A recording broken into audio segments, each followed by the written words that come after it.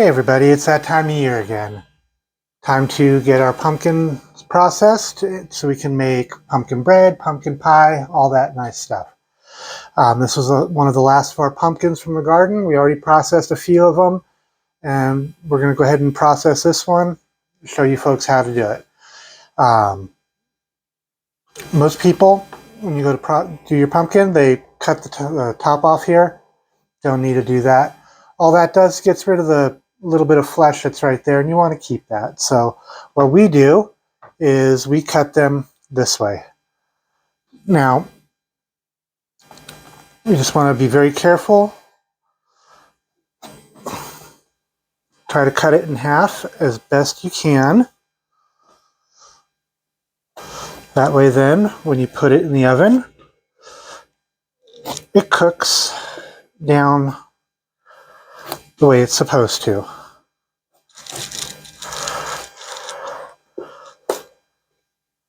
Just like that.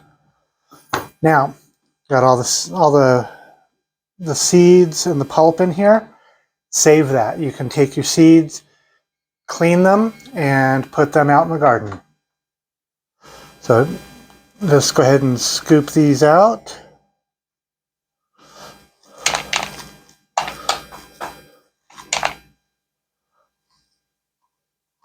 So we've got our pumpkin halves cleaned out. All the seeds are scooped in a bowl, and we'll get those cleaned up later and get them drying so we can keep them and replant them.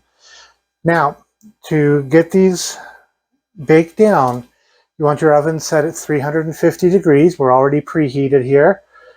Just get a cookie sheet. We wrap it in foil, kind of help keep the mess down a little bit.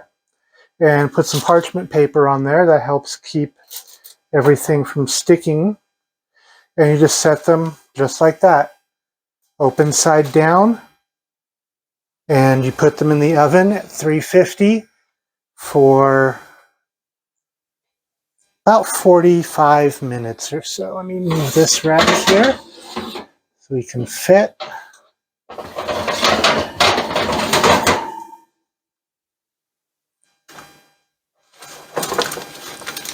Just like this, uncovered in the oven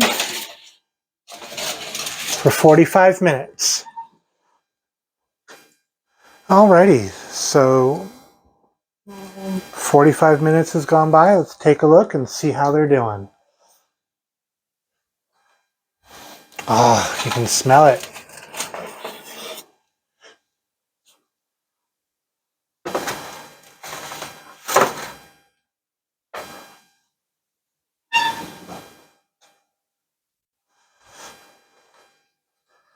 So I'm just going to flip them over here and kind of see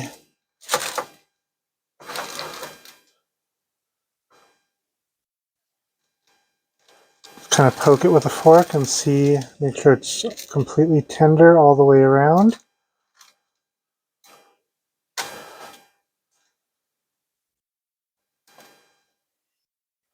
Perfect. So now, as long as this one's good, we need to let these cool.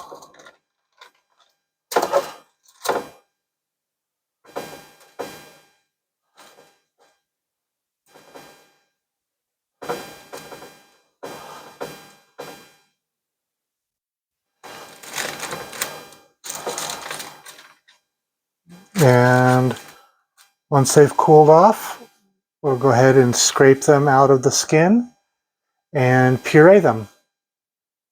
Alrighty, so the pumpkins have cooled off to where they're not hot anymore. So now what you do is get yourself a big spoon and a bowl, and you're going to scrape out all of the flesh. You can take that as close to the skin as you can get it. Now it's going to be a little sticky, going to be a little gooey. Not a big deal.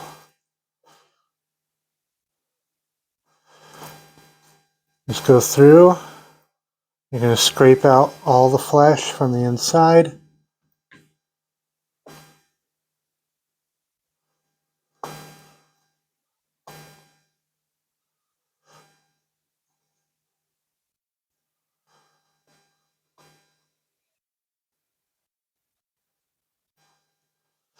Now the thing about roasting sugar pumpkins is you don't want, if you get them from the store, you don't want to go with the biggest ones you can get. Kind of medium size to the smaller ones tend to be a bit sweeter, whereas the larger ones tend to be a little tart. It's a little weird thing we've discovered, at least with the pumpkins that we grow here.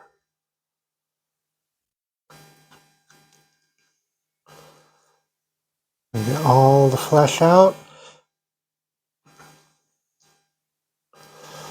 You can see it's just peeling right out.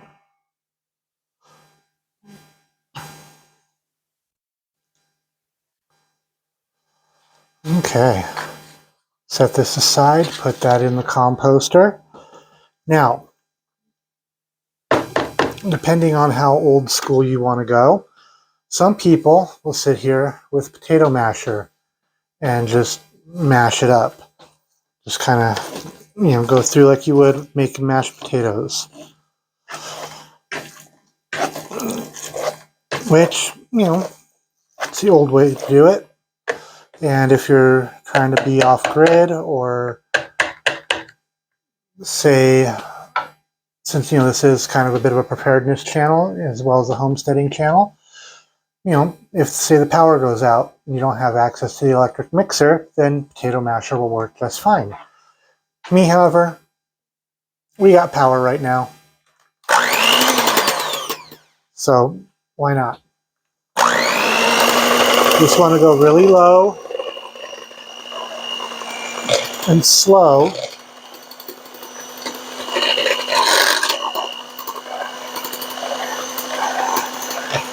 And really break it up. You want to go low and slow, really break it up. And take your time. You're not in a rush. You want to get it to where it's a nice, smooth paste. Does take a little bit to get it to that point, but once it's broken down, you can use it in your pumpkin breads, pumpkin pies, and stuff like that. So I'm going to go ahead and mix this up, and then once I'm done, we'll show you what we got going on. Okay, so what we've done is we took the pumpkin from the other two pumpkins that we processed earlier and put it in the bowl so that way we can puree it all together at once. This right here, this yellow bowl, what you see right there is the flesh from 3 medium-sized sugar pumpkins. So you don't need a whole lot to get a good amount of pumpkin puree. So I'm going to go ahead and mix this up. I'll mix this all together, and I'll show you what it looks like when it's all done. Okay, so we've got this all mixed up together. And you can see right now it looks a little lumpy, but if you look, it's actually a nice smooth paste. And that's the consistency that you want. It's just a nice smooth paste consistency for the puree. Once it's at this point, you can use it in your baking, cooking, and stuff like that. You can also freeze it, use it another time, and I'm pretty sure you can can it as well. Don't quote me on that. Still looking into it. But if it is something that can be canned, I would highly recommend do not water bath can it. It has to be pressure canned. It's non-acidic, so it needs that extra heat from the pressure canning to kill any kind of botulism or any other foodborne pathogen that might be there. So that is processing your sugar pumpkins into pumpkin puree, which can be used in baking. Excuse me. Perhaps one of these days here, what we'll do is bake up some pumpkin bread, show you the family recipe. Bye for now.